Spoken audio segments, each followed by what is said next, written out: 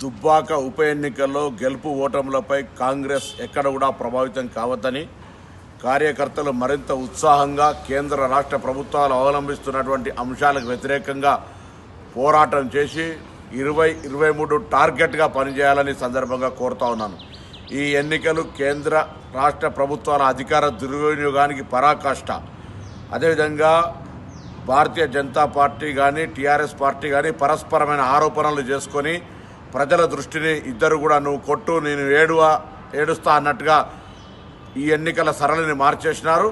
అయినా మన అభ్యర్థి కానీ మన కార్యకర్తలు కానీ నాయకులు కానీ చాలా కష్టపడి పనిచేసినారు. ఎక్కడ కూడా అధైర్యపడే అవసరం లేదనే మాట కోరుతూ ఈ ఎన్నికల లోపల కేంద్ర రాష్ట్ర ప్రభుత్వాలకు ప్రజలు ఇష్టం లేదనే చెప్పేటువంటి తీర్పుగానే భావించాలి.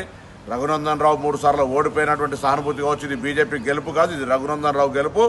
ఇటువంటి పరిస్థితులల్లో తప్పకుండా కాంగ్రెస్ కార్యకర్తలు మరింత భవిష్యత్తు లోపల శ్రమ పడాల్సినటువంటి అవసరం ఉందని మాత్రం గమనించి రాబోయే కాలంలో తెలంగాణ ఇచ్చిన కాంగ్రెస్ సోనియా గాంధీ గారి నాయకత్వంలో గట్టిగా కష్టపడదామని మనవి చేస్తా ఉన్నాను.